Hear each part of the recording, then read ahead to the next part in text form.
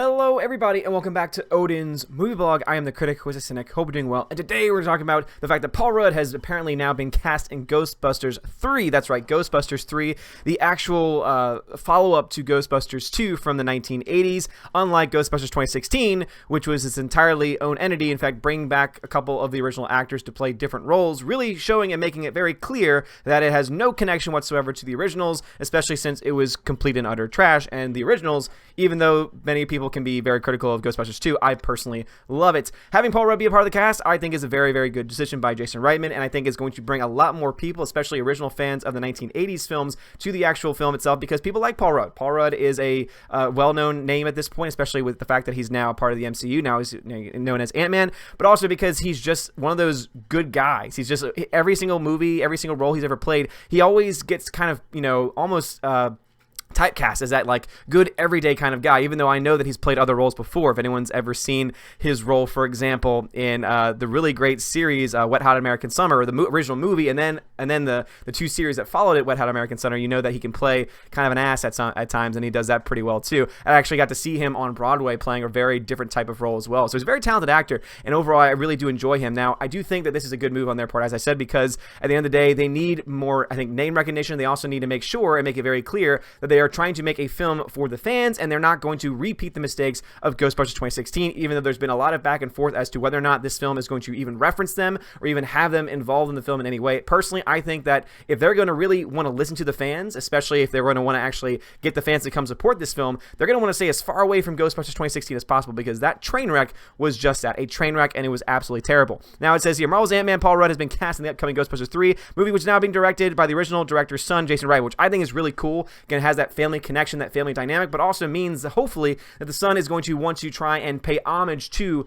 his father. He's going to want to actually try and keep the movie online, to keep the movie in line with what the original vision of his father actually had. Wright offers that Rudd is in talks to play a teacher in the film, and also that Carrie Coon is in talks to play the role with Stranger Things actor Finn Wolfhard, and gifted star McKenna Grace. I think that's really cool that for Finn Wolfhard, he's a very talented actor. If anyone's ever seen Stranger Things, you know that he plays one of the lead roles in that, and it's been very good. He's also, of course, been seen in other movies as well. He was actually in the younger cast for the first chapter of the It remake, which apparently was fantastic. It's a film that I still myself won't see because demonic clowns kind of freak me out, and so I kind of want to see it though, to support him and to support the work that was done in that film, because apparently it was amazing. However, at the same time, I know that he's a talented actor just because of what he's done in Stranger Things. Sigourney Weaver recently confirmed that she will be back for Ghostbusters 3, along with the original cast, which includes Bill Murray, Dan Aykroyd, and Ernie Hudson. Harold Ramis passed in 2014, unfortunately, but I really do think that this, to me, seems to be a very good indication that they're going in the right direction. Now, of course, one could look into the plot that has been rumored for the film and say, looks like they could probably do some things with this if that's the direction they're going to go, because the plot apparently is set to focus on a single mom and her family, with Carrie Coon playing the mom and Finn Wolfhard playing her son.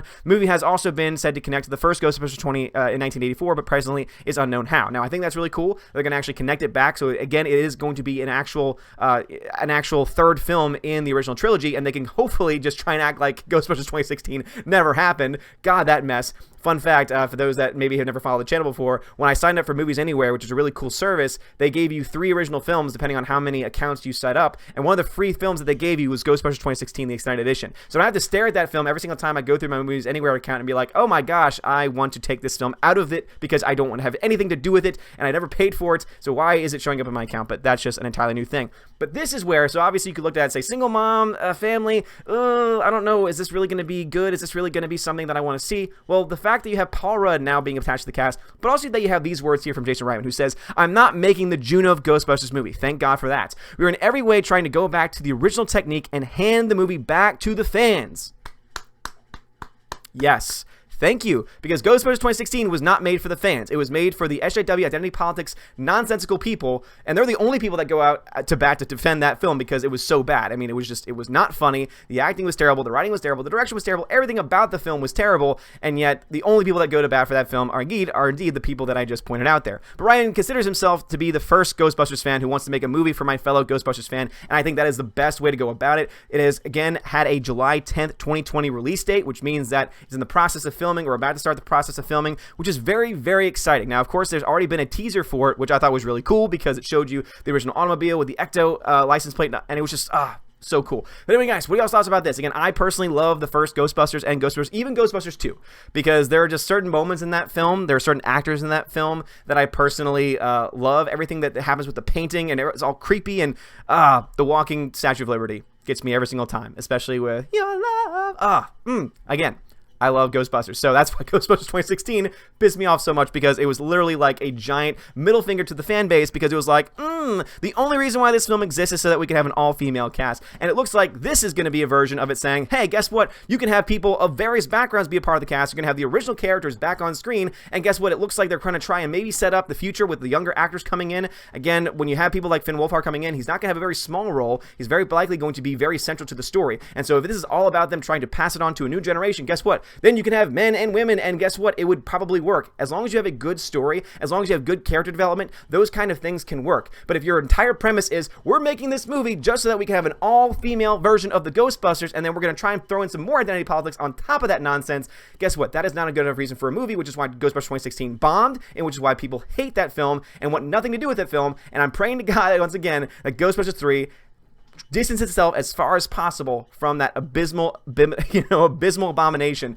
Ghostbusters 2016. But guys, what are y'all's thoughts about this? Would love to hear your thoughts about this casting. Again, I'm very excited that Paul Rudd is now part of this universe. And as I said before, do we need Ghostbusters 3? Do we need more and more of these types of films? I would normally say no. However, because Ghostbusters 2016 does now exist in the world, I think that this film is necessary, because we need a film to try and say that film does not exist, that film does not count, that film is a part of an alternate universe, and this is the actual sequel, and this is the actual continuation of the story, and that film has nothing to do with the Ghostbusters 2016, and I think that that's the reason why this film is needed now more than ever. Now, whether Jason Reitman's going to play that game, whether he's going to actually listen to the fans and really try and distance himself from the film, is really unknown at this point. However, all I can say is that I really, really, really hope that that is the case, because that would be a reason to justify the existence of Ghostbusters 3, because they've been trying to make this movie for a long time. There's been a lot of division among the actors, and that's the reason why it's been taking so long for this film to be made. However, just to make sure that Ghostbusters 2016 is kind of just thrown away and thrown in the back burner and just kind of just blinked out of existence, to me would justify this movie for existing. And you know how I feel about sequels and the,